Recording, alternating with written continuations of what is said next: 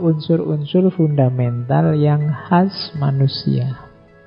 Punya rasa simpati, punya rasa malu, punya kerendahan hati, punya benar salah. Kalau kalian punya 4 ini, berarti sudah sukses jadi manusia. Yang pertama apa? Simpati. Ini khas manusia. Jadi manusia yang sejati punya rasa simpati, punya empati. Kalau ada saudaranya sakit, saudaranya susah, saudaranya sengsara, dia ikut simpati. Kalau bisa ikut membantu. Ini khas manusia. Di luar manusia tidak. Ayam itu kalau ada ayam, misalnya segerombolan ayam, ada satu ayam sakit, yang lain tidak mikiri tile, tidak mikiri. Kalau ada ayam meninggal kan tidak ada yang takziah, yuk, nggak ada. Bela sungkawa tidak ada. Khas yang bisa simpati itu manusia. Kadang-kadang di penyembelihan yang sana temennya sedang disembelih, yang sini senang-senang, bahkan ada yang kawin. Tidak ada rasa simpati sama sekali. Ya memang hewan. Makanya kalau manusia kehilangan rasa simpati ini, derajatnya turun. Kalau pakai terminologinya Al-Quran, bahkan dia bisa lebih rendah daripada binatang. Ciri pertama kita sukses jadi manusia, punya rasa simpati. Ya, simpati, empati itu sering digambarkan posisikan dirimu di posisi dia. Yang sakit dia sih sebenarnya, cuma aku ikut merasakan sakit, sehingga aku bersimpati padanya. Yang ambiar dia sih, tapi aku juga ikut merasakan, loh kasihan dia. Sudah umur berapa dia bolak-balik ombiar-ambiar. Itu namanya simpati. Yang bisa kayak gini hanya manusia. Binatang, makhluk yang lain tidak bisa. Nah, di antara kesuksesan kita jadi manusia, simpati. Yang kedua, malu.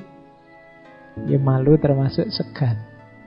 Ini kalau dalam hadis banyak kan menyindir bahwa manusia itu cirinya malu. Kalau kamu tidak punya malu, lakukan apapun yang kamu inginkan. Kuncinya jadi manusia antara lain malu. Kalau punya rasa malu, masih manusia. Kalau sudah tidak punya malu, kehilangan kualifikasi kemanusiaanmu. Harus punya malu. Malu untuk yang jelek-jelek.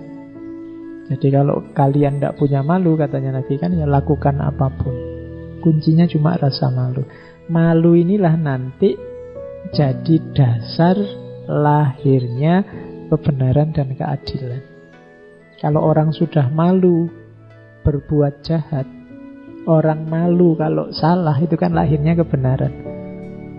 Saya bisa sebenarnya membuat dia sengsara, susah, aku punya kuasa atas dia, tapi tidaklah, aku harus adil. Malu aku kalau ketahuan menyakiti orang lain. Itu harus punya rasa malu. Selama rasa malu, rasa segan ini masih ada, kita masih manusia. Tapi kalau sudah tidak punya malu, perlu introspeksi lagi. Saya itu loh, ini tadi kan perbuatan jahat, perbuatan jelek, aku kok tidak malu ya? Itu kamu coba introspeksi. Sebenarnya yang saya lakukan ini kalau ketahuan memalukan, tapi kok aku sendiri tidak malu ya? Ayo introspeksi. Sebenarnya kamu harusnya malu. Dan malu salah satu di antara kualifikasi kita jadi manusia. Yang ketiga, rendah hati dan kerelaan. Hanya manusia yang punya sifat murah hati, rendah hati, mendahulukan temannya, membela yang lain. Jadi mengutamakan orang lain. Ini sumbernya moralitas, kesusilaan. Lawannya kan egois. Ingin menang sendiri, ingin enak sendiri. Kalau kita hanya ingin enak sendiri, ingin menang sendiri, ingin selalu diunggulkan, itu biasanya kita terus jadi sombong. Coba dicek. Sebenarnya kalau kita manusia yang sejati harus punya kerendahan hati. Kalau binatang tidak bisa dituntut rendah hati, tidak bisa.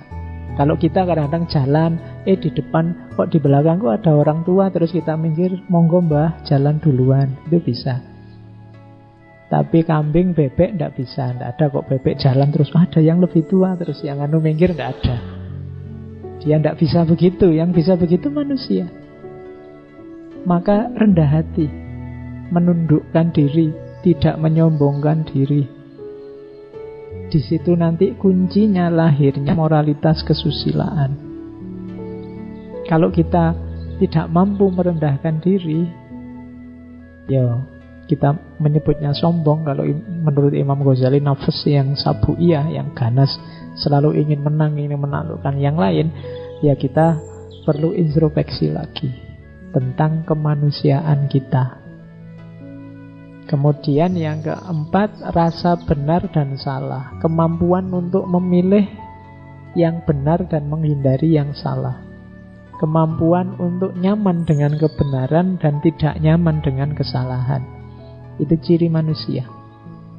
Kalau manusia itu merasa nyaman dengan kesalahan, merasa tidak salah padahal dia salah, itu perlu diintrospeksi lagi, perlu muhasabah lagi. Karena cirinya manusia itu rasa benar, rasa salah.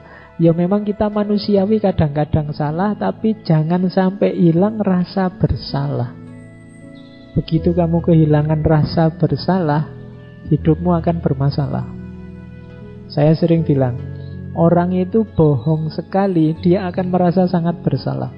Tapi bohong 2 kali, rasa bersalahnya tinggal separuh. Bohong 3 kali, mungkin tinggal 1/4. Bohong 4 kali, dia tidak akan ada rasa apa-apa sudah. Kemarin-kemarin bohong sukses dan aman-aman saja. Lama-lama terbiasa kamu bohong, maka sense of guilty-nya lama-lama bisa mati. Ketika sudah tidak terasa apa-apa meskipun kamu salah, berarti kamu sudah kehilangan salah satu komponen besar dirimu sebagai manusia, yaitu rasa bersalah. Kadang-kadang mungkin tuntutan situasi tidak sengaja kita bersalah, tapi tetap kalau bisa rasa bersalahmu jangan sampai mati. Cara untuk dia tidak sampai mati apa? Jangan di-excuse. Begitu kamu maklumi, besok kamu tidak akan malu, tidak akan segan lagi melakukan kesalahan lagi. Terus kamu ulang-ulang sampai kamu mati rasa sudah. Kalau sudah mati rasa, maka kemanusiaanmu juga akan mati. Kamu dengan santainya menyakiti orang lain, kamu dengan santainya menzalimi orang lain, karena sudah biasa. Kemarin juga begitu. Nah, maka hidupkan perasaan benar salah ini. Bersyukurlah kalau benar, introspeksi, perbaiki diri kalau salah. Jadi, kalau kalian menyebut diri kalian manusia, coba dicek. Masih hidupkah rasa simpati itu? Masih adakah rasa malu? Masih bisakah berendah hati? Dan masih terasakah kalau kamu benar atau salah? Selama ini masih ada, alhamdulillah. Kalau ada satu komponen yang hilang, cepat-cepat diperbaiki. Manusia akan hancur peradabannya kalau 4 hal ini hilang. Ketika orang tidak saling bersimpati, saling menyerang, ketika orang sudah tidak punya malu, ketika setiap orang inginnya egois, mengunggulkan diri dan kepentingannya, ketika orang sudah tidak peduli lagi mana benar mana salah, yang hari ini kita sebut post-truth itu, maka kalau ini tidak diperbaiki, lama-lama peradaban akan hancur. Jadi mungkin tidak perlu nunggu kiamat. Sebenarnya nanti yang menghancurkan peradaban manusia itu ya manusianya sendiri. Oke. Jadi apapun yang terjadi tetap jadi manusia. 4 ini alat utamanya adalah hati atau sin. Hati itu punya 2 fungsi. Yang pertama fungsi kepekaan, yang kedua fungsi menalar. Jadi yang pertama hati yang merasakan, yang kedua hati yang reflektif. Kalau yang kepekaan ini bisa dipahami mudah bahwa kalian harus peka terhadap situasi jiwamu dan situasi sekelilingmu. Kalau ada orang sengsara, ada orang sakit, ada orang kesulitan, kamu peka. Hatimu bisa menangkap. Jadi kadang-kadang orang menyebut kalau tetangganya susah kamu cuek saja, terus kan orang bilang hatimu di mana, nuranimu di mana. Itu berarti apa? Kepekaanmu di mana sebagai manusia. Jadi fungsi kepekaan. Yang kedua, hati yang menalar. Ini fungsi reflektif. Jangan lupa hati juga bisa dipakai sebagai alat untuk menangkap pengetahuan. Hati kadang-kadang lebih kunci. Kalau di Imam Ghazali kan justru pengambil keputusan, penentu itu ada di hati, ada di kolab. Manusia itu banyak disetir oleh rasa suka dan tidak suka. Itu adanya di hati. Kita itu biasanya lebih banyak, kalau akal kita itu mendukung hati. Mendukung itu kalau kita sudah memutuskan A, baru akal ini kerja untuk mencari argumen bahwa A inilah yang baik dan benar. Jadi hatinya cenderung dulu. Karena sudah terlanjur suka misalnya sama ngaji ini, kadang-kadang ya ada jeleknya, ada kelirunya, tapi kamu bela mati-matian. Kenapa begitu? Hatimu sudah nyantol dulu. Jadi kuncinya ada di hati. Maka cerdaskanlah hatimu, karena hati juga punya fungsi reflektif.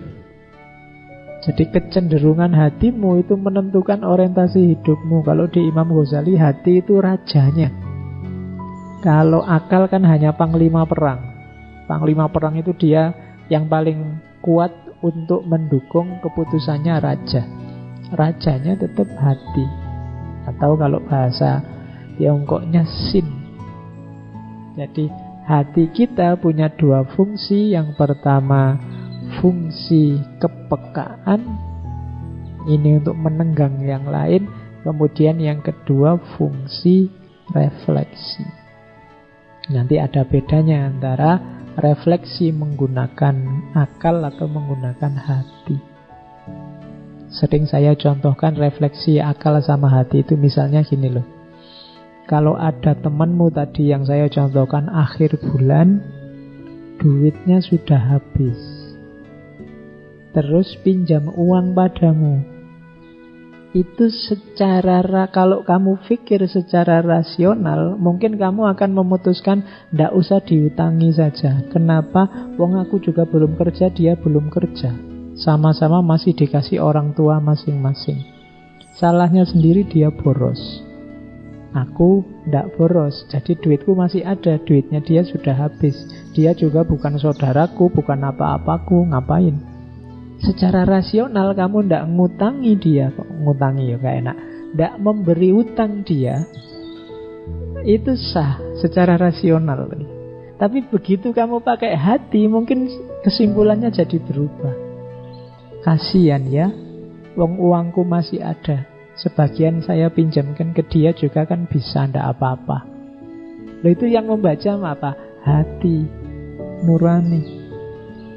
Kadang-kadang ada pengumuman di pinggir jalan itu, tolong jangan memberi uang anak-anak kecil apa peminta-minta pinggir jalan. Rasionalnya kalau ada orang minta pinggir jalan, kamu jangan ngasih. Pertimbangan rasionalnya begitu. Tapi kadang-kadang kan memang ada yang sangat kasihan. Meskipun itu kadang-kadang juga dibikin-bikin. Tapi kan ketika kamu membacanya pakai nurani, mungkin alah biar aja, dikasih aja. Berapa sih ngasihnya? Paling ya kita kasih 1.000, 2.000 dia sudah senang. Yang penting dia bahagia meskipun sedikit. Nah, itu nurani yang membaca seperti itu. Tapi kalau pakai akal, janganlah, jangan dikasih. Nanti dia jadi manja loh, tidak mau kerja. Padahal duit ini kan juga hasil kita kerja, ngapain dikasih-kasih? Nah, itu rasio. Jadi maka hatimu juga harus hati yang menalar, memutuskan, punya kemampuan ini. Tidak cuma sekedar kepekaan. Jadi dia juga peka dan mampu menalar. Jadi alatnya manusia tadi, jadi manusia itu baik, alat utamanya hati. Itu filsafatnya Mencius.